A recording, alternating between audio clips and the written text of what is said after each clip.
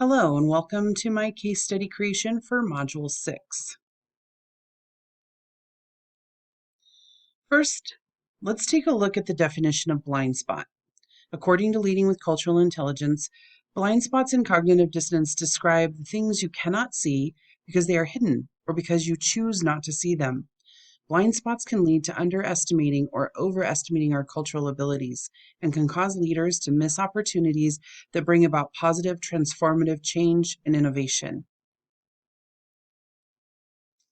No doubt that religion can be a mysterious and complicated topic, especially within organizations. According to the website history.com, Judaism is the world's oldest monotheistic religion dating back nearly 4,000 years. Followers of Judaism believe in one God who revealed himself through ancient prophets. The history of Judaism is essential to understanding the Jewish faith, which has a rich heritage of law, culture, and tradition. They go on to estimate that nearly 7.6 million people in the United States identify as Jewish. Jewish people celebrate many holidays, like Hanukkah, but there are a few days throughout the year that are more important, and these are called high holidays. High holidays are very special and include very specific traditions that are governed by the Torah and biblical law. Passover is one such holiday.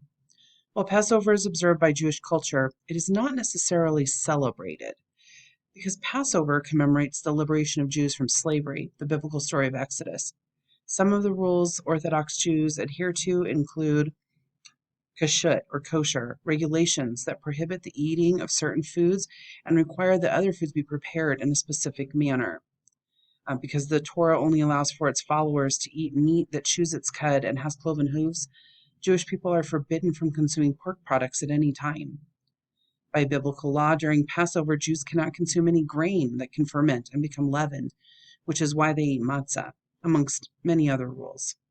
Each Jewish holiday is rich with tradition and governed by biblical law. Now let's take a look at a few examples where organizations found they had some blind spots when they failed to practice cultural intelligence and awareness with regards to Judaism. According to Rabbi Jason Miller with Jewish Tech News, a few years ago, this sign was found in Balducci's, a large grocery store in New York City, right before the holiday began. Given the fact that New York City has one of the highest populations of Jewish people in the country, the outcry came swift and hard. He jokes, nothing like a spiral ham to go with the latkes and applesauce on Hanukkah. Next, we have another more recent example of beloved Trader Joe's. Their store advertising leavened bread as an option for Passover. As we just learned, Orthodox Jews are forbidden to eat any grain during Passover that could be fermented and become leavened. While challah is a traditional Jewish bread for Shabbat and every other holiday, it is not acceptable for Passover. The most recent and egregious act of cultural ignorance came from Kim Reynolds, who is currently serving as Iowa's 43rd governor. Just a few days ago, on April 15th, Governor Reynolds tweeted the image shown here just as the Jewish high holiday of Passover was beginning. It wasn't until the next day that one of Iowa's only Jewish reporters saw the tweet and said that although he assumed best intentions, he observed the person who made this graphic has absolutely no idea what Passover is or how we celebrate our holiday. Here are the issues. The two items that universally represent Passover to the Jewish people, matzah and the Seder plate, are missing. There's a menorah here, which is for Hanukkah, as are the gold coins, wrapped gift, and dreidel. The apples and honey are a key element of the Jewish New Year, Rosh Hashanah. Probably the worst part of this graphic is the Torah scroll. Jews consider the scrolls to be one of the holiest objects in Judaism. The scrolls are parchment paper, which is not supposed to be touched by human hands and would never be placed near food. I think it's fair to say that Governor Reynolds has a blind spot with regards to Jewish culture. One commenter said this would be the equivalent of a Jewish governor saying Happy Easter with a graphic of a Christmas tree. It turns out that the governor found the free image on Canva, a popular graphic design website. The criticisms rolled in, and she quickly deleted the tweet, but issued no apology. Silence can be a very important communication tool, and in this case, Governor Reynolds' silence was seen as apathy. Now let's reflect on these three examples of how organizational leadership failed to see their blind spots about the Jewish culture. Now, good intentions, for sure, Governor Reynolds, Balducci's grocery store, and Trader Joe's all probably had the best of intentions, and the mistakes made were never meant to insult the Jewish people. These folks made some erroneous assumptions, and in doing so, brought embarrassment and insult to their organization. In the book Leading with Cultural Intelligence, the author cautions us against using generalizations, saying there are two kinds of generalizations, valid and faulty, and it is your role to determine which generalizations have validity behind them. Generalizations can lead to stereotypes, which place people and groups into boxes and categories, which limits them to those specific perspectives. Diversity and empathy. Each of these organizations need to take an honest assessment of how these mistakes were made. Some tough questions need to be asked, like, was the work handed over to an employee who wasn't qualified? Which leader was responsible? How diverse or culturally aware is the person or team who's responsible for these marketing decisions?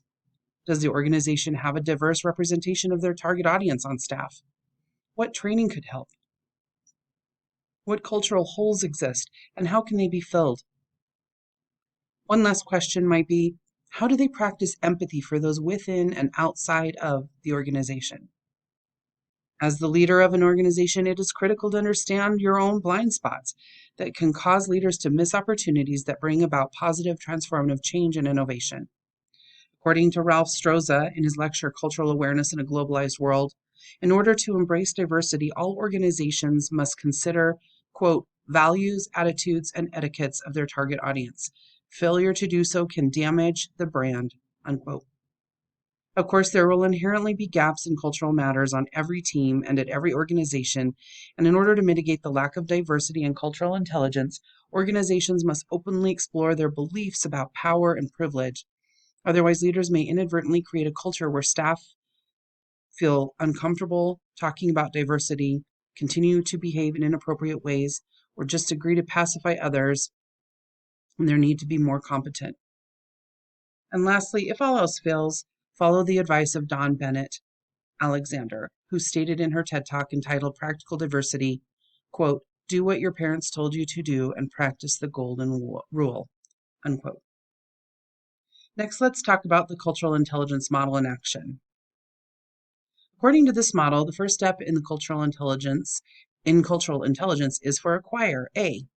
For each of these organizations, they have access to information, and they can be informed if they so choose. Leaders of these organizations need to look carefully at who and how these decisions, marketing decisions and social media events were made. Leaders also need to see the impacts of their mistakes and look at the diversity metrics within their organization to see if they are making hiring decisions that support a diverse workforce and if those people are allowed a voice. Next, we have B for build.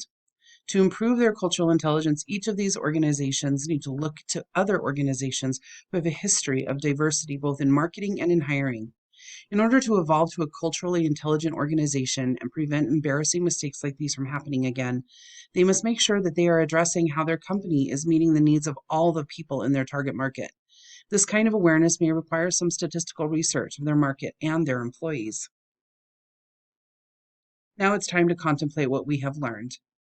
Each leader who made these marketing missteps must look within themselves to see their blind spots, or if they are unconsciously being dismissive of other cultures they are not familiar with. Many times organizations have a value slogan that is vastly different from the actual values practiced. Understanding the why and the how these mistakes happen may help them create a self-awareness and prevent future errors.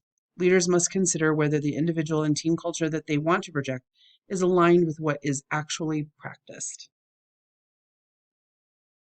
Lastly, we have D for do. Once the source of the mistakes in decision-making are identified, the organization leaders can begin to make changes to the hiring and/or training process and policies. If their stated values are not aligned with their practice values, they can create a performance improvement plan. If they do not have internal support for these improvements, hiring a consultant may be a great way to increase cultural intelligence while also decreasing liability and poor market exposure. Here are my references. Thank you. That is all. I appreciate your time.